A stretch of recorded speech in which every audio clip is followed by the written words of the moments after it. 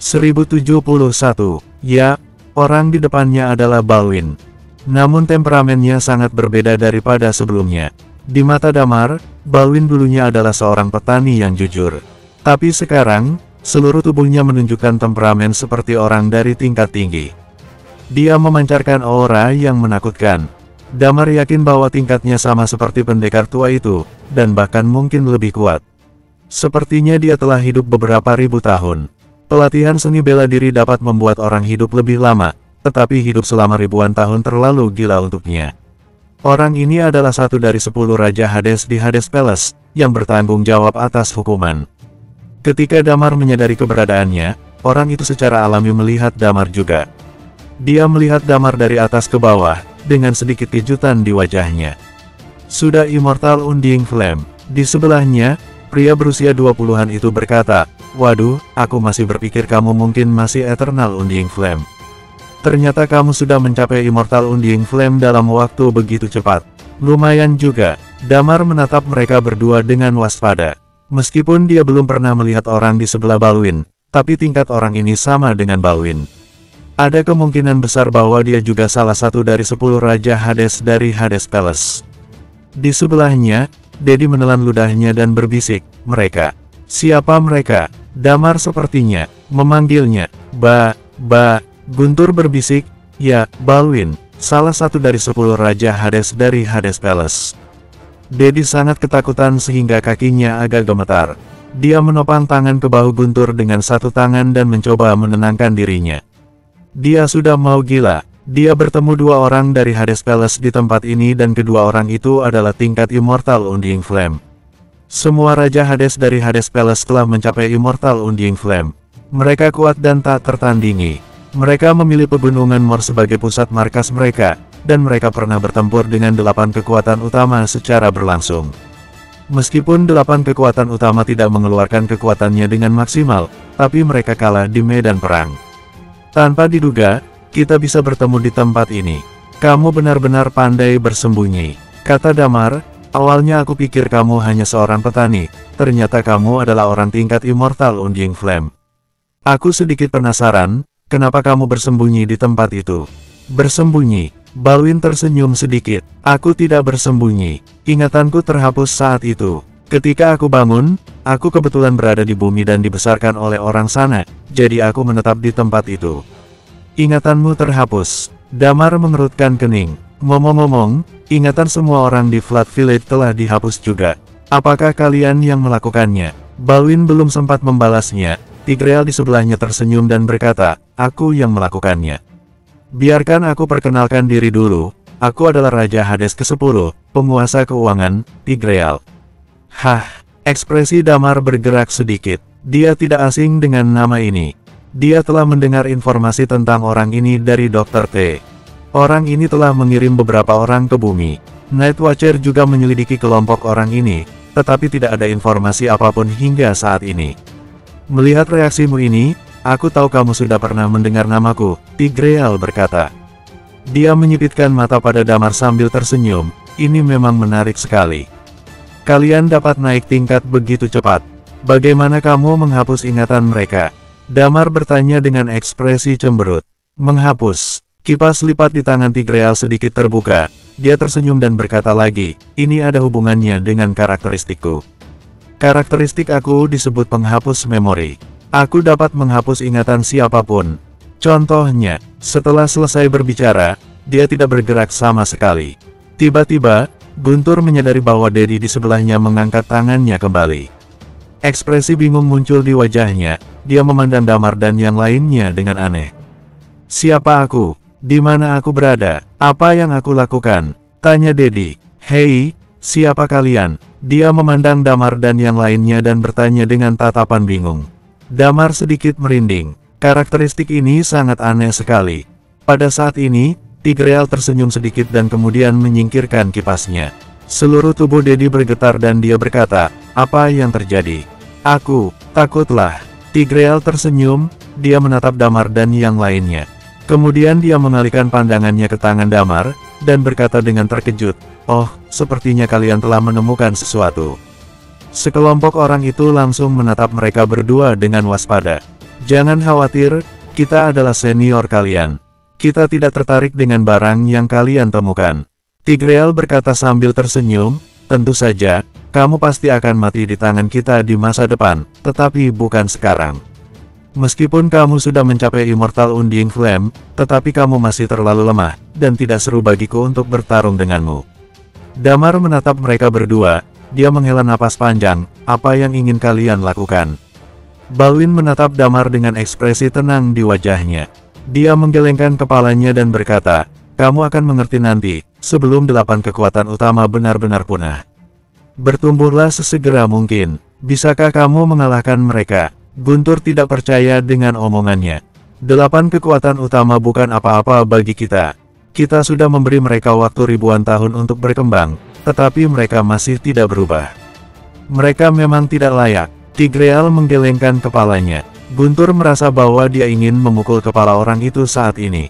Tigreal melirik pada orang lain, dan dia berkata dengan takjub, hei, karakteristik wabah, karakteristik hidup, karakteristik ngebuat. Sepertinya aturan kumpulan karakteristik memang ada. Ada beberapa orang yang memiliki karakteristik unik berkumpul di sekitarmu. Menarik sekali. Apakah kamu dapat melihat karakteristik orang? Dedi bertanya dengan heran. Tentu saja tidak bisa, tapi aku bisa menghapus ingatanmu. Maka secara alami, aku juga bisa membaca ingatanmu. Tigreal menggelengkan kepalanya lagi. Melihat cara dia berbicara, Damar ingin memukul kepalanya juga. Namun, dia tahu bahwa mereka jelas bukan lawan dari kedua orang ini. Untungnya, Balwin dan Tigreal tampaknya tidak ada niat untuk menyerang mereka juga. Ini membuatnya sedikit lega. Damar ingin bertanya mengapa Hades Palace menyerang bumi dan sebagainya, tetapi dengan cara ini, dia juga akan menceritakan beberapa berita tentang bumi, termasuk dari mana dia berasal. Meskipun dia akrab dengan Desi dan yang lainnya, tapi dia masih tidak ingin terekspos. Yang paling penting adalah dia merasa bahwa bahkan jika dia bertanya pun, Balwin tidak akan mengatakan apa-apa. Dia menarik napas dalam-dalam dan berkata, Minamo ada di tanganmu, kan? Ya, Balwin tidak menyangkalnya. Jangan pernah berpikir untuk membawanya kembali, kamu tidak akan menemukannya. Dia aman sekarang, kata Balwin dengan tenang. Ayahnya telah datang ke Eternal Planet, kata Damar dengan tenang. Itu bukan urusanku, Balwin berkata dengan nada dingin. Oke, kita tidak akan bicara omong kosong denganmu lagi. Ada sesuatu yang harus kita lakukan, jadi kita akan pergi dulu. Tigreal menggelengkan kepalanya dan berkata sambil tersenyum, ayo, bertumbuhlah secepat mungkin. Setelah berbicara, keduanya tampaknya benar-benar tidak ingin berkata apapun dengan Damar dan yang lainnya lagi. Mereka berbalik dan berjalan masuk ke dalam. Setelah mereka pergi, Dedi baru menghela napas panjang. Sial, Damar. Apa yang terjadi? Bagaimana bisa? Kamu benar-benar kenal dengan mereka. Sepertinya kalian sudah kenal sejak lama. Apa yang dia maksud barusan? Damar menggelengkan kepala dan berkata, aku juga tidak tahu. Meskipun dia telah bertemu Balwin, tapi Balwin tidak memberitahu informasi apapun. Tentu saja, ada beberapa informasi yang mereka beritahu. Misalnya, mereka memandang rendah 8 kekuatan utama. Kita pergi dari sini dulu, kata Damar. Dedi ingin meninggalkan tempat ini secepat mungkin. Jika kedua pria itu menyesal atas keputusannya tadi dan memutuskan untuk kembali, tidak ada yang bisa menahan serangan mereka saat itu. Bahkan jika mereka tidak melawan dan hanya menghapus ingatan, itu juga merupakan sesuatu yang buruk.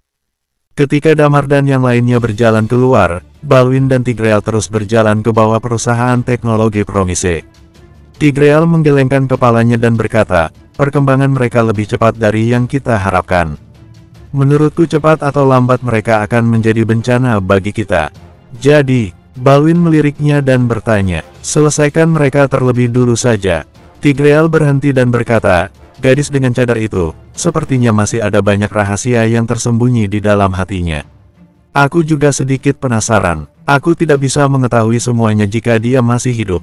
Mari kita bicarakan setelah Sun kembali. Kita tidak tahu apa pikirannya terhadap ini. Balwin menggelengkan kepalanya. Menurutmu, apakah tempat tidur Sun benar-benar ada di rumah lama kita? Tanya Tigreal. Siapa yang tahu? Balwin menggelengkan kepalanya. Bersambung. 1072.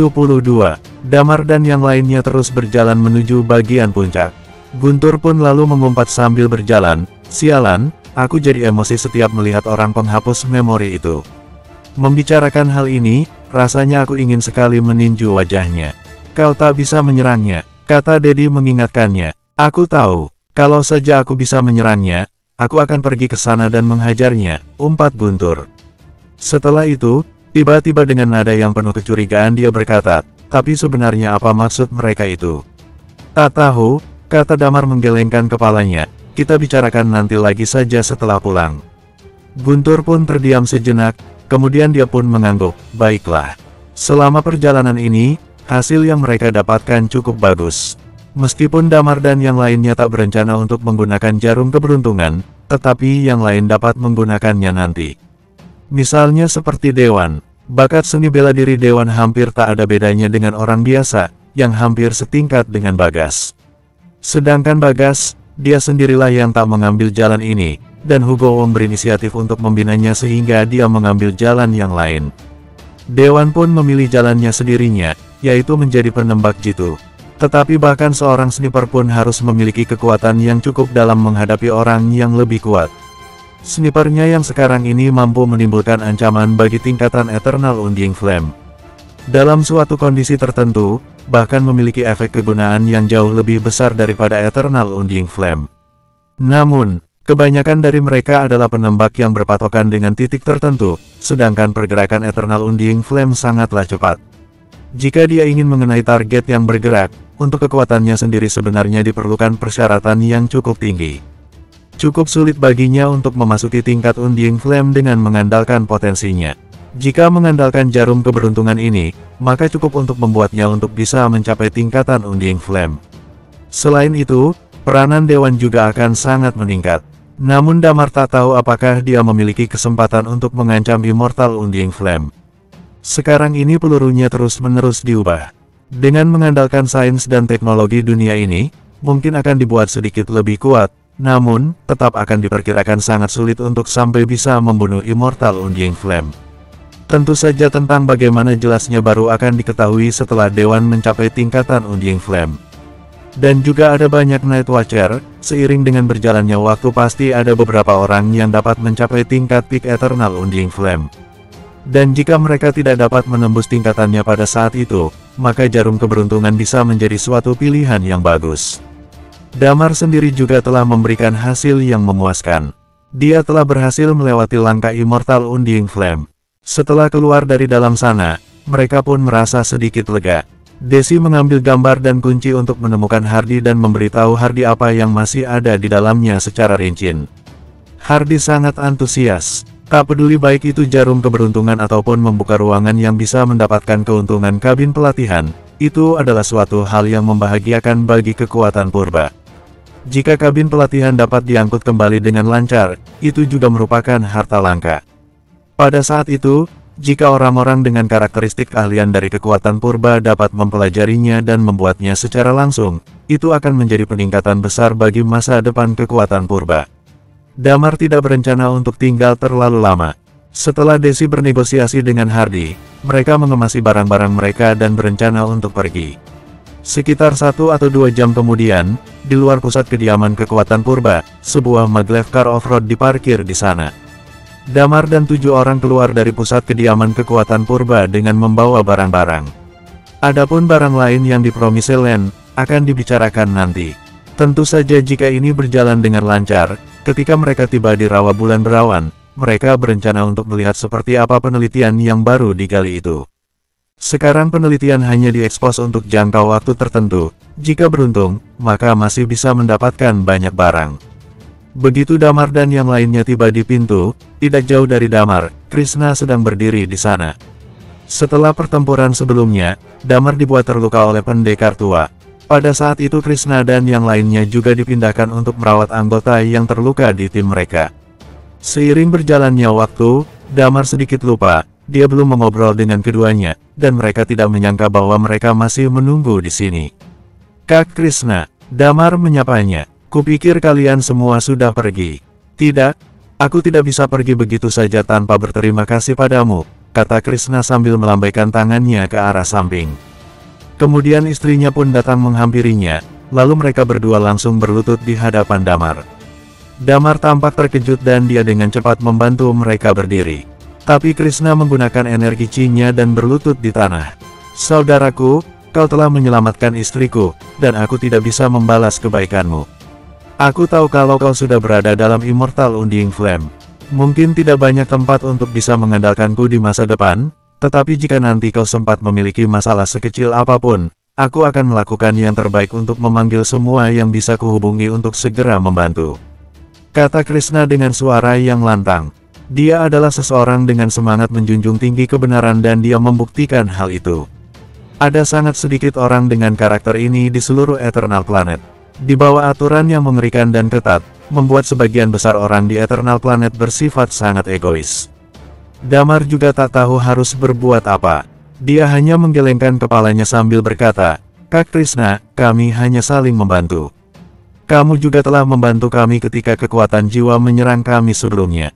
Itu hal yang berbeda," kata Krishna. "Aku menganggapmu seperti saudaraku, jadi, jika kau dalam masalah, kau harus menyuruh seseorang untuk datang memberitahuku." Damar tahu, dia sendiri tak berkenan dengan Krishna yang berlutut seperti itu, tapi dia juga tak tahu harus berbuat apa. Dia hanya menganggukkan kepalanya sambil berkata, "Jika aku nanti ada masalah, aku akan merepotkanmu." Krishna berdiri dengan semangat, lalu dia melihat ke arah Maglevkar, Damar dan yang lainnya sambil bertanya, "Apa kalian berencana akan pergi?" Damar pun mengangguk, "Ya, aku akan meninggalkan Promised Land dulu. Kami baru saja memenangkan kota Phoenix. Banyak sekali hal-hal dan perubahan baru lainnya yang mungkin akan cukup merepotkan. Jadi, aku harus kembali dan mengawasinya di sana." "Baguslah kalau begitu," Krishna mengangguk. "Bagaimana kalau kita pergi bersama? Kebetulan kami juga akan kembali. Stasiun kami tidak jauh dari pelabuhan." Damar pun dengan senang hati menyetujuinya. Mereka datang ke pulau itu hanya beberapa hari, dan mereka masih tidak tahu banyak tentang pulau itu. Orang lama seperti Krishna mungkin lebih mengetahui tempat ini sehingga mereka bisa menghemat lebih banyak waktu. Tak lama kemudian, 2 Maglevkar dan sebuah Maglev motor meninggalkan pusat kediaman kekuatan purba dan pergi melaju menuju pelabuhan Promised Land. Bersamaan saat Damar dan yang lainnya bersiap untuk kembali, Talia membawa beberapa orang ke kota Phoenix. Termasuk wanita tua di dalamnya, banyak orang melihat sekeliling dengan rasa ingin tahu. Tak lama setelah dia memasuki kota, sosok Wendy juga muncul di gerbang kota. Dia membawa Death Sword sambil memandang kota besar di depannya dan bergumam, "Sayang sekali aku tak ikut berpartisipasi dalam perang ini." Dia tampak acuh tak acuh, dan kemudian mengikuti masuk ke kota Phoenix. Pada saat yang sama, di mana kekuatan jiwa berada, pesawat-pesawat terlihat terus-menerus lepas landas. Semua kekuatan dari kekuatan jiwa yang berafiliasi juga lepas landas dari setiap tempat di Eternal Planet pada waktu yang hampir bersamaan. Mereka hanya memiliki satu tujuan, yaitu kota Phoenix. 8 kekuatan utama Eternal Planet memiliki informasi yang mendalam, dan mereka murka saat ini. Di luar 8 kekuatan utama, tidak ada satu kekuatan pun yang bisa melawannya. Jumlah orang yang mereka bawa tidak terlalu banyak, tetapi di antaranya adalah orang-orang di atas tingkat Undying Flame dan Purple Ghost. Sekitar setengah jam kemudian, pesawat tiba di atas kota Phoenix dan mendarat di pinggiran kota Phoenix. Simbol dari kekuatan jiwa dan kekuatan darah membuat seluruh kota Phoenix panik.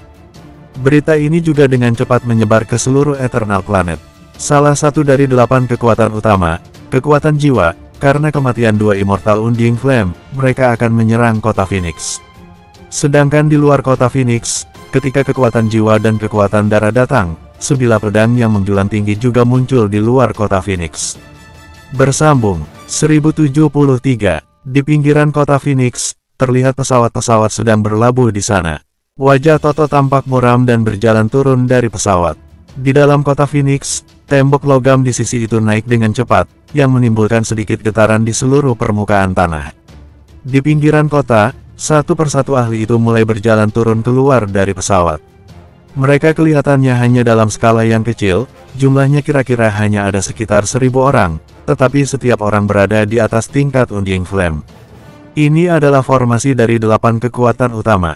8 kekuatan utama berada langsung di bawah mereka, semuanya memiliki ribuan ahli dengan tingkatan di atas Undying Flame. Selain itu, di antara kekuatan yang berada di bawah kuasa mereka, hampir semua ahli di atas tingkatan Undying Flame hampir semuanya bergegas ke sana. Kekuatan darah mengirim satu Immortal Undying Flame, 3 orang Peak Eternal Undying Flame, dan sekitar 200 ahli di tingkatan Undying Flame untuk berkumpul bersama. Selain itu, terlihat ada juga perintis ungu yang satu persatu mulai turun dari pesawat itu dengan jumlahnya yang sangat banyak, jumlahnya ada sekitar 2000 perintis. Jumlah total mereka hanya sekitar 3000, namun, itu cukup untuk menghancurkan kekuatan apapun selain dari 8 kekuatan utama. Ketika pesawat masih di udara, dapat terasa di kota Phoenix jika pada saat ini di gerbang menara kota bagian timur kota Phoenix, Thalia dan wanita tua itu muncul di puncak kota untuk pertama kalinya. Terlihat ekspresinya yang serius saat melihat ke arah bawah. Setelah kembali ke kota Phoenix, dia mendapat kabar bahwa Damar telah menerobos Immortal Undying Flame dan membunuh 2 orang dari kekuatan jiwa. Dia terlihat sangat gembira saat itu, tetapi yang tidak dia duga adalah ternyata kubu lawan akan datang begitu cepat. Orang itu, dia pastinya ketua dari kekuatan jiwa. Dia sangat kuat, kata Thalia sambil menarik napas dalam-dalam. Wanita tua itu hanyalah seorang Immortal Undying Flame biasa. Thalia baru saja menerobos tingkatan ini. Meskipun dia telah diwarisi oleh Lady Phoenix, tetapi dia pasti merasa ada perbedaan antara dirinya dengan Toto jika dibandingkan. Kemudian saat ini, dia melihat ada suatu sosok di hadapannya, lalu momentumnya yang tajam seketika melonjak ke udara. Dia berdiri di sana dengan labu anggur yang disematkan di pinggangnya dan pedang di tangannya. Kemudian dia memandang Toto sambil berkata, "Kau, apa yang kau lakukan di sini dengan muridku?" Thalia yang melihat keberadaan Dewa Mabuk itu seketika terlihat bersemangat. Wanita tua itu juga memandangnya sambil berkata, "Tuan Arlo." Di depannya, Toto menatap tajam Dewa Mabuk itu sambil berkata, "Arlo, Damar telah membunuh 2 orang Immortal Undying Flame dari kekuatan jiwa. Hari ini aku akan membantai kota Phoenix dan kau tak akan bisa mengendalikannya."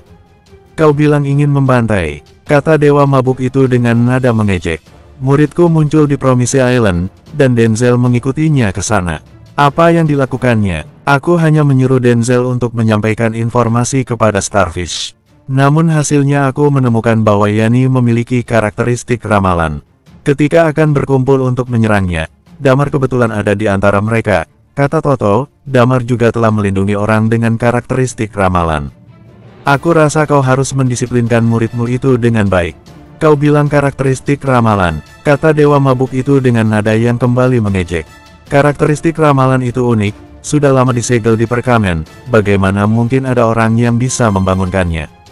Denzel ini, dia hanya ingin mencari alasan saja untuk membunuh Damar. Akibatnya nasibnya tak beruntung, Damar telah berhasil menerobos Immortal Undying Flame, dan kemudian 2 orang dari kekuatan jiwa itu langsung dibunuhnya." Lalu kemudian dia berkata sambil tersenyum, "Masalah ini, belum juga aku datang mencari kalian, tapi kau tiba-tiba berinisiatif sendiri untuk datang menghampiri. Sudah aku bilang, kau tak akan bisa mengendalikannya," kata Toto sambil menatap tajam Arlo. "Kami bertiga akan menghentikanmu, sedangkan yang lainnya, akan meratakan seluruh kota Phoenix." Pandangan Arlo bergerak dan pedang panjang di tangannya dengan cepat keluar dari sarungnya. Saat dia kembali menarik pedangnya, terlihat ada retakan yang sangat panjang di tanah yang tiba-tiba muncul.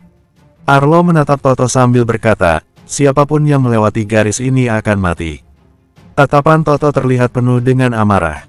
Dia menatap Dewa Mabuk itu dan berkata, "Sudah kubilang, hari ini, kau tak akan bisa menghentikannya." Wosh! Pada saat ini, tiba-tiba terlihat sebuah kilatan api, dan pedang panjang dengan api jatuh ke tanah di depannya. Ketika Dewa Mabuk dan Toto melihat pedang itu, mereka terlihat sangat agresif dan berseru, "Phoenix Sword!" Di saat yang sama di dalam kota Phoenix, kedua sosok itu mendekat dengan cepat, dan si Dewa Mabuk itu berkata sambil tersenyum menarik ujung bibirnya, "Oh, sepertinya Thalia telah mencapai Immortal Undying Flame. Menurutmu, berapa lama kamu bisa bertahan di bawah tanganku?" tanya Dewa Mabuk itu sambil membalikkan badannya memandang Toto. "Kau tak akan bisa membunuhku," kata Toto dengan nada bicara yang dingin. Kemudian dia berkata dengan keras, "Sudah kubilang, hari ini, kota Phoenix akan dihancurkan." Sering, selama percakapan, sebilah pedang panjang tiba-tiba ditarik dari tangannya. Ketika pedang panjang itu ditarik keluar, seakan sebuah sinyal untuk Purple Ghost di belakang agar mulai menyerang ke arah kota Phoenix. Dewa mabuk itu berdiri di sana. Dia terlihat sedikit mengubah ekspresi di wajahnya. Apa Toto ini sudah gila? Terlihat puluhan sosok mulai melompati tembok kota. Iman berdiri di depan dengan belatinya dan melihat sekelompok besar orang yang menyerbu ke arahnya. Iman tiba-tiba mengubah ekspresi di wajahnya dan berkata, "Sial, bagaimana bisa sampai sebanyak ini? Hanya ada 40 atau 50 dari mereka di sini. Mereka semua adalah orang di kota Phoenix dengan tingkatan di atas Undying Flame, ditambah sekelompok besar orang yang dibawa kembali oleh Thalia dari Gunung Elbrus. Tapi jumlahnya sama sekali tidak sebanding. Apakah ini formasi dari 8 kekuatan utama?" kata Iman sambil menggertakkan giginya. Untuk sesaat, seperti ada sedikit rasa keputusasaan yang tak tertahankan dalam hatinya. Dengan jumlah seperti itu bagaimana cara untuk melawannya? Thalia bergerak menuju ke depan. Ketika dia melihat bahwa pihak lawan benar-benar mulai menyerangnya tanpa aba-aba apapun, dia seketika mengubah ekspresi di wajahnya. "Toto, kau sepertinya tidak mengerti apa yang kukatakan." Di depannya, di dalam tatapan dewa mabuk itu muncul niat membunuh dalam benaknya. Kemudian dia bergerak, dan tubuhnya bergerak seperti bayangan. Hanya dalam sekejap saja, kemudian dia sudah berada di hadapan Toto dan cahaya pedang tiba-tiba muncul. Sring, Toto mendengus dan pedang panjang di tangannya bergerak lurus, yang berhasil memblokir serangan dewa mabuk. Pada saat yang sama, di bawah kakinya, bayangan itu dengan cepat memanjang dan secara singkat membentuk area hitam. Toto bersembunyi di balik bayangan dan berkata dengan tenang, "Orang lain mungkin takut padamu, tetapi untuk berduel 1 lawan 1, itu juga sangat sulit bagimu untuk membunuhku." Sebagai ketua kekuatan jiwa, Toto adalah orang yang berdiri di puncak kekuatan tempur dunia ini. Dia tidak sebanding dengan orang-orang seperti Denzel. Hua. Saat itu, di atas tembok kota, tiba-tiba ada suatu sosok muncul. Di sebuah sungai di bagian timur kota Phoenix, air mengalir dengan deras, membentuk sebuah tirai air di depannya. Sosok di atas tembok kota itu memancarkan napas yang mengerikan dari Immortal Undying Flame. Ketika Toto melihat orang yang berada di tembok kota, ekspresi di wajahnya seketika berubah. "Klaus, apa maksudmu? Apa kekuatan purba memilih untuk berdiri di belakang Damar?" Klaus berkata, "Aku sedang menepati janji, aku berjanji pada Damar. Aku akan membantunya mengguncang kota Phoenix sebelum dia kembali. Perilakumu sekarang ini benar-benar menyulitkanku." "Baiklah," Toto meraung. "Kalian tidak berani menyerang tulang naga dan tulang Phoenix, jadi serahkan saja padaku. Hari ini, terkecuali semua kekuatan purbamu itu, kota Phoenix akan dihancurkan. Cepat keluar dari tirai air ini dan serang kota Phoenix." Terdengar suara raungan Toto yang berkata, "Hari ini, habisi kota ini." Di tembok kota, Klaus sedikit mengubah raut wajahnya. Pada saat yang sama, serangkaian serangan karakteristik mulai menghantam tirai air itu. Dia adalah Immortal Undying Flame, tetapi tirai airnya tidak dapat menahan begitu banyak serangan. Hampir dalam sekejap, tirai air itu runtuh dan sosok-sosok manusia mulai menyerbu ke arah kota Phoenix. 1000 lebih Undying Flame, 2000 lebih perintis ungu. Formasi tempur seperti ini, tidak berlebihan untuk menggambarkannya sebagai pembantaian dunia. "Siu," terdengar suara auman poekik, Phoenix Sword yang berada di atas permukaan tanah pun bergetar. Thalia langsung melesat melayang ke udara, dengan kobaran nyala api di tubuhnya. "Engkeng." Pada saat ini, terdengar suara gemuruh yang datang dari langit, seketika semua orang pun melihat ke langit. Di atas langit, ada banyak pesawat yang tak hentinya mendarat. Di salah satu pesawat, sebuah suara tiba-tiba terdengar dan berkata, "Toto, jika kamu bersikeras menyerang kota Phoenix, maka, kekuatan purba akan menjadi lawanmu." Itu adalah suara Meli. Bersambung, 1074, ekspresi Thalia seketika berubah ketika dia menatap langit. Tidak ada yang menyangka bahwa kekuatan purba akan membantu kota Phoenix seperti ini. Ketua kekuatan purba datang seorang diri, dan ada banyak sekali pesawat di udara yang mulai mendekat. Toto melihat ke langit dan dia pun tertegun sejenak. Sedangkan di dalam kota Phoenix, semua warga pun tampak tertegun saat melihatnya. Mereka mendengar raungan Toto dan juga suara teriakan nyaring dari Meli yang baru saja terdengar.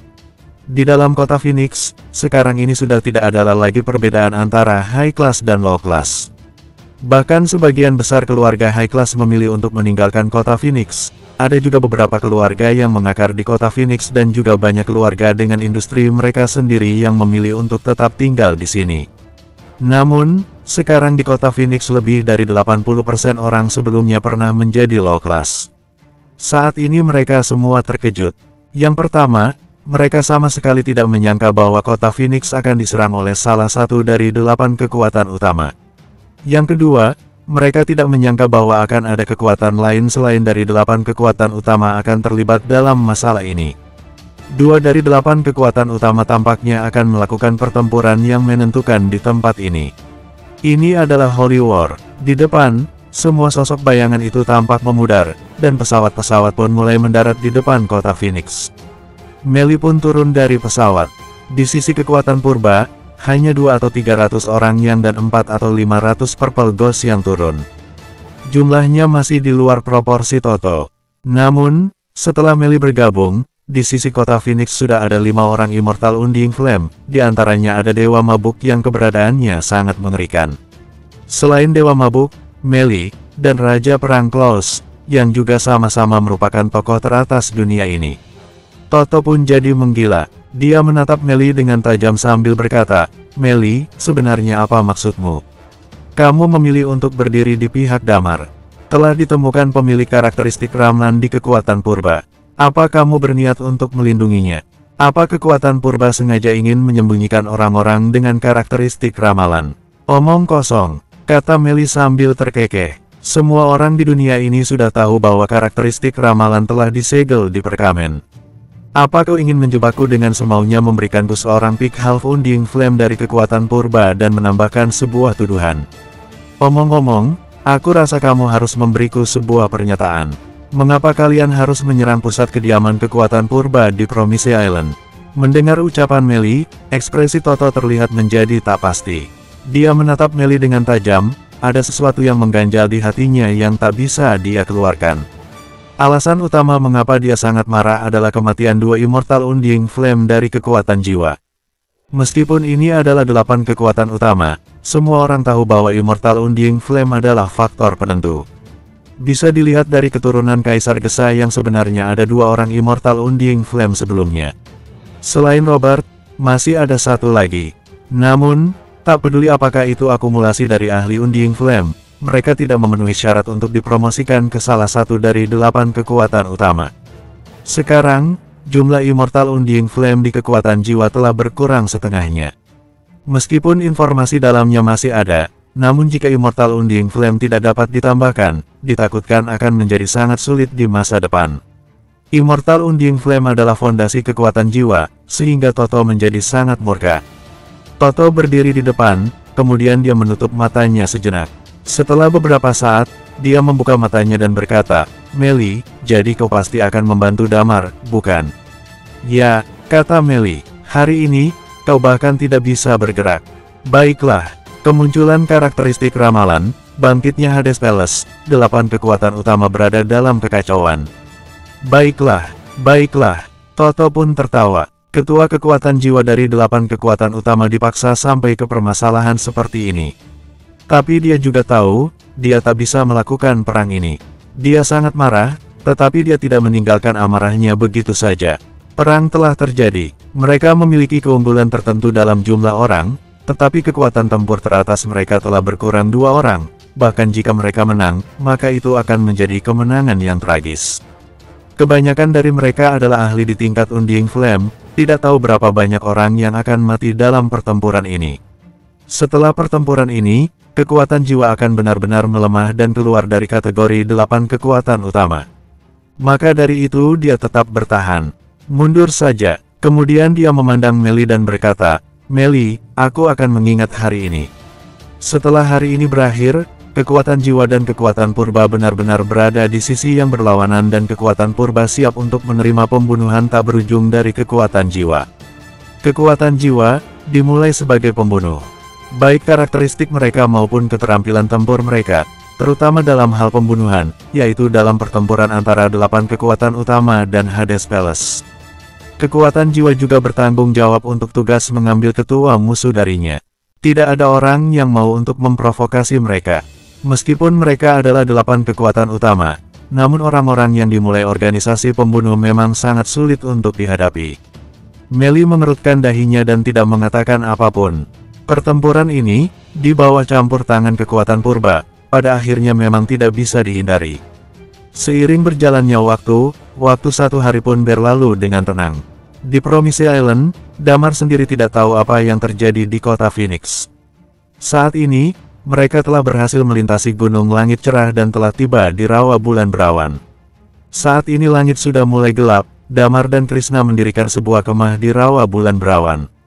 Karena keberadaan Damar yang sekarang ini sudah Immortal Undying Flame, perjalanan ke rawa bulan berawan ini jauh lebih lancar. Menurut perhitungan Krishna, mereka seharusnya dapat melewati rawa bulan berawan secara lancar dalam waktu 1,5 hari. Damar dan yang lainnya duduk bersama sambil makan, mengobrol dan tertawa. Teman-teman di sekitar Krishna pada awalnya takut pada Damar. Setelah Damar menerobos Immortal Undying Flame, timbul rasa hormat dari dalam hati mereka kepada Damar.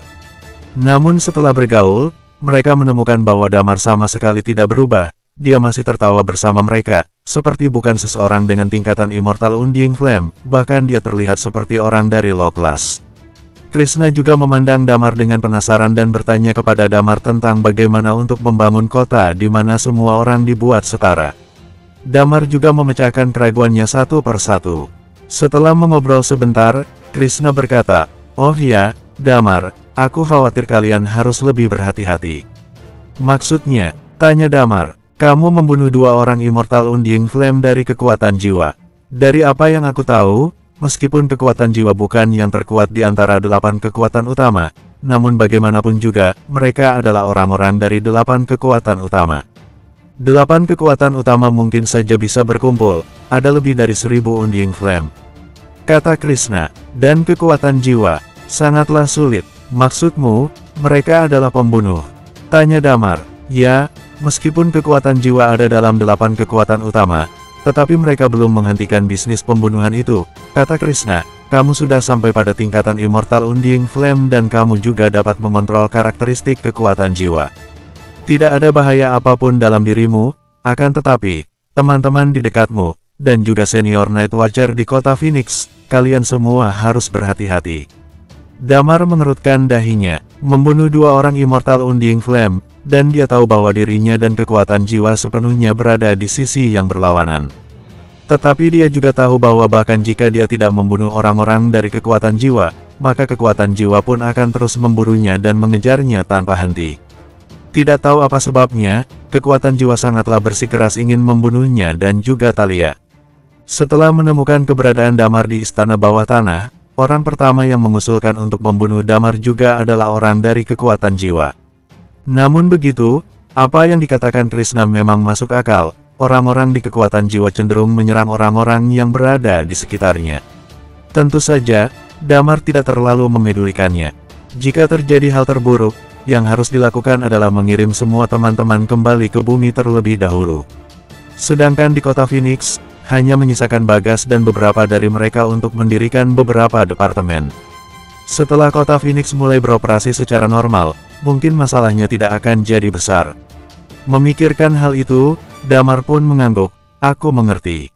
"Oh, ya, Kak Krishna. Aku dengar-dengar katanya kamu dipaksa, lalu akhirnya datang ke Promise Island. Apa kau tidak berpikir untuk pulang?" tanya Damar. Krishna tersenyum pahit dan berkata, "Aku tak berani pulang." "Tak berani," kata Damar sambil mengerutkan dahinya. "Sebenarnya siapa yang kamu provokasi saat itu?" "Seorang senior dari Driemo," kata Krishna sambil tersenyum pahit. "Saat itu aku masih di kota Skyri." Wosh! Ketika dia hendak mengatakannya, dia tiba-tiba mengerutkan dahinya dan melihat ke dalam rawa bulan berawan. Saat ini, terlihat ada beberapa sosok yang keluar dari dalam rawa bulan berawan. Kebanyakan dari mereka semuanya terluka parah. "Krishna!" Ada seseorang yang mengenali Krishna dan berlari ke arahnya. Bersambung 1075. Krishna sepertinya mengenali mereka. Total ada 3 orang di dalam rawa bulan berawan. Mereka semua ahli di Undying Flame. Tapi saat ini mereka terlihat sangat menyedihkan. Mereka semua terluka dan terlihat sangat mengkhawatirkan. "Kak Krishna, tolong aku," kata ketiga orang itu sambil berlarian. "Jevan, Apa yang terjadi pada kalian? Anak buah Krishna segera bergegas menghampiri ketiganya. Lilia juga melihat ke arah mereka sambil mengerutkan dahinya. Sedikit sulit untuk ditangani, kata Lilia. Benar, kata Guntur yang berada di dekatnya. Mereka bertiga semuanya terluka, dan lukanya pun terus berubah menjadi ungu, yang jelas-jelas kalau mereka keracunan. Roar, terdengar suara raungan keras binatang buas dari dalam rawa bulan berawan, tetapi suaranya tampaknya semakin menjauh dari Damar dan yang lainnya. Dokter Lilia, tolong obati mereka. Ketiganya adalah teman saya, kata Krishna dengan cepat. Dengan karakter Krishna yang seperti ini, cukup normal baginya untuk bisa menjalin pertemanan. Lilia pun mengangguk. Dia berjalan mendekati mereka dengan energi Qi yang telah menyelimutinya. Karakteristik vitalitas dialirkan ke tubuh mereka. Kemudian dia melihat ke arah Guntur dan bertanya, bisakah kamu menggunakan karakteristikmu untuk menghisap racun dari dalam tubuh mereka? Karakteristikku tidak bisa melakukannya. Karakteristik Guntur adalah wabah, bisa dibilang tubuhnya cukup kebal terhadap racun. Dia pun mengangguk, biarkan aku mencobanya. Setelah sibuk selama sekitar setengah jam, kondisi ketiga orang itu perlahan-lahan mulai menjadi stabil. Harus dikatakan bahwa karakteristik vitalitas hanyalah keterampilan penyembuhan. Selama korban menyisakan napas terakhir, maka umumnya dapat diselamatkan. Sebenarnya apa yang terjadi dengan kalian? Tanya Krishna. Di dalam rawa bulan berawan, ada sebuah tempat terbengkalai dan di sana ada sebuah pusat penelitian. Jevan adalah seorang pria berkepala botak yang terlihat seperti berusia 40 atau 50 tahunan. Saat ini, dia sedang duduk dengan sedikit ketakutan yang terlihat di matanya. Kak Krishna, kau tahu pusat penelitian ini? Jika kita mendapatkan beberapa barang dari sana, tak peduli apakah kita menggunakannya sendiri atau menjualnya kepada 8 kekuatan utama, kita bisa mendapatkan harga yang sangat mahal, kata Jevan sambil tersenyum pahit. Lalu aku dan yang lainnya pun mensikusikan hal tersebut dan memutuskan untuk mengambil risiko dengan pergi ke sana. Krishna mengerutkan dahinya dan berkata, apa kalian tidak tahu bahwa ada mutan dengan tingkat Immortal Undying Flame di dalam rawa bulan berawan? Ya, aku tahu, pemberontakan binatang buas di dalam rawa bulan berawan dan kemunculan mutan Immortal Undying Flame, kata Jevan sambil tersenyum pahit, tapi tidakkah kita tetap berusaha mencari kekayaan walaupun itu berisiko? Ya mungkin saja akan ada keberuntungan. Damar bergumam di sampingnya. Jelas, kelompok orang ini menginginkan harta tetapi bukan kehidupan. Lalu, kalian jadi terluka? Tanya Krishna. Tidak, bukan, kata Jevan sambil menggelengkan kepalanya. Kami diam-diam menggunakan seseorang dengan karakteristik rawa untuk bisa mendekat ke pusat penelitian itu. Lingkup dari pusat penelitian itu sangat besar, tapi kami melihat suatu pemandangan yang membuat kami sangat ketakutan. Krishna terlihat heran. Ada apa? Sama seperti kami, jelas ada banyak orang yang memiliki ide seperti ini, tetapi ketika kami mendekat ke pusat penelitian itu, kami menemukan bahwa tempat itu semuanya dipenuhi mutan, kata Jevan. Kita benar-benar tidak bisa masuk sama sekali. Yang terpenting adalah ada seperti lapisan kabut berwarna merah di sekitar pusat penelitian itu, agak mirip dengan kabut di udara. Kalau kau memiliki sesuatu yang ingin dikatakan, langsung katakan saja, jangan bertele-tele. Gamin merasa sangat kesal karena mendengar penjelasan orang itu yang tak langsung mengatakan hal intinya. Jevan buru-buru berkata, Pak Gamin, tenang dulu. Sudah jelas kalau dia juga mengenal Gamin. Pada saat ini, pupil matanya sedikit mengecil dan terlihat ada kengerian di matanya. Lalu dia pun berkata, aku melihat ada 3 orang yang berjalan keluar dari pusat penelitian itu. Mereka semua adalah mutan, tapi yang jelas nafas yang terpancar dari mereka merupakan nafas Immortal Undying Flame. Ada 3 mutan lagi yang berada di tingkat Immortal Undying Flame. Tanya Krishna dengan kaget. Tidak, kata Jevan sambil menggelengkan kepalanya. Mereka itu, meskipun terlihat seperti mutan, akan tetapi, mereka tampaknya seperti memiliki pemikiran mereka sendiri. Yang terpenting adalah aku melihat ada banyak manusia normal yang dikendalikan oleh para mutan itu. Kemudian, kabut merah itu menyelimuti mereka. Perlahan, orang-orang itu kehilangan kesadarannya dan juga mereka berubah, jadi mirip dengan mutan. Kepala Damar serasa akan pecah saat mendengar informasi itu. Tidak ada yang bisa menjelaskan pembentukan mutan itu selama bertahun-tahun. Ada banyak spekulasi tentang mereka. Beberapa orang mengatakan bahwa orang-orang ini adalah produk penelitian dari perusahaan teknologi Promise. Dengan meledaknya perusahaan teknologi Promise, mutan-mutan ini juga mulai muncul. Beberapa orang dengan berani berspekulasi bahwa orang-orang ini kemungkinan besar adalah orang-orang dalam perusahaan teknologi Promise. Bagaimanapun, perusahaan teknologi Promise yang sebesar itu, setelah ledakan terjadi tak pernah ada lagi manusia yang terlihat. Tapi sekarang tampaknya keberadaan orang-orang mutan ini adalah buatan manusia, dan memiliki hubungan tertentu dengan kabut merah. Apa kamu yakin tidak salah lihat? Tanya Krishna dengan serius. Aku yakin tak salah lihat, kata Jevan. Aku menduga bahwa para mutan di pulau ini terus dibuat oleh manusia. Jika tidak mungkin setelah bertahun-tahun lamanya tetap tak bisa habis meskipun telah membunuh mereka. Krishna memandang ke arah Damar, namun ekspresi Damar tampak tenang. Bagi Damar semua ini sebenarnya tidak ada hubungannya dengan dia, dan dia pun tidak tinggal di pulau ini sepanjang waktu. Memang benar Promise Island telah mewarisi 3 era dan mempromosikan beberapa revolusi ilmiah dan teknologi. Bisa dibilang cukup aneh bahwa perusahaan seperti itu tiba-tiba menghilang, kata Desi yang berada di dekatnya. Jika apa yang kamu katakan itu benar, apakah itu berarti masih ada orang di perusahaan teknologi Promise itu? Dan hanya bersembunyi di kegelapan sepanjang waktu. Hades Palace telah muncul, dan sekarang berperan dengan 8 kekuatan utama. Meskipun 8 kekuatan utama bersatu, tetapi secara internal mereka sebenarnya tidak seperti itu, dan bahkan memiliki rencananya sendiri-sendiri. Sekarang ada pusat penelitian di rawa bulan berawan dan ditemukan bahwa mutan di Promise Island mungkin buatan manusia, dan beberapa mutan juga memiliki kecerdasan yang jelas. Ini bukanlah suatu kabar baik, Nona Desi. Saat ini, Krishna memandang Desi sambil berkata, aku menyarankan kalian untuk pulang saja dan melaporkan berita itu. Kemudian biarkan orang-orang dari 8 kekuatan utama untuk datang dan memeriksanya. Tenang saja, kata Desi sambil mengangguk. Tanpa kamu mengatakannya pun, setelah aku kembali nanti aku pasti akan melaporkannya. Krishna memandang Jevan dan 2 orang lainnya sambil berkata, tentang kalian, jangan sampai mengabaikan nyawa kalian hanya demi harta. Promise Island sedang tidak stabil akhir-akhir ini. Kalian sebaiknya bersembunyi di markas kalian sendiri. Bahkan jika bisa meninggalkan pulau ini, maka itu lebih baik. Pusat penelitian yang muncul di rawa bulan berawan dan 2 orang Unding Flame yang mati dari kekuatan jiwa. Kuyun Rakayama yang kedua dari Hades Palace muncul di pusat perusahaan teknologi Promise, dengan tujuannya yang masih belum jelas diketahui. Dia selalu merasa bahwa pulau itu seolah-olah sama seperti pusaran badai. Mereka yang terlibat adalah orang-orang pada tingkatan Immortal Unding Flame. Dia menyadari bahwa dia tidak memiliki modal untuk berpartisipasi di dalamnya. Jevan pun terus menganggukkan kepalanya. Kalian istirahat dulu saja, ketika hari sudah cerah, besok kita bersama melewati rawa bulan berawan ini, kata Krishna kepada mereka. Di dalam kota Phoenix, tepat ketika Damar dan yang lainnya istirahat sepanjang malam. Iman, Talia, dan yang lainnya sedang duduk di dalam ruangan. Mereka semua menatap Wendy yang ada di hadapannya dengan tatapan yang aneh. Ya, ketika kekuatan jiwa menyerang sebelumnya, Wendy pun kembali. Setelah dia melihat Iman di gerbang kota, dia pun langsung datang menyambutnya.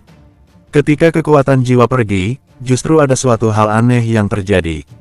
Yaitu tentang Death Sword yang ditinggalkan oleh Damar, yang secara tiba-tiba mulai bergetar sendiri dan langsung terbang ke arah Wendy. Total jumlah Death Sword sebanyak 6 pedang. Ada 4 pedang yang berada di tangan Damar dan yang lainnya. Madan membawanya 1, kemudian Damar menyisakan 3 pedang yang lainnya untuk Chris dan yang lainnya. Tetapi pada saat itu, mereka semua terbang ke arah Wendy. Pada saat itu mereka pikir itu aneh, tetapi mereka tidak banyak bicara. Hanya saja di hari setelah Wendy kembali, Iman menemukan bahwa temperamen Wendy yang telah banyak berubah. Gadis kecil yang dulunya cerdas dan nakal sekarang tampaknya telah berubah menjadi tidak tertarik pada apapun, bisa dibilang seperti acuh tak acuh. Maka dari itu, dia berencana untuk berbicara baik-baik dengan Wendy. Bersambung.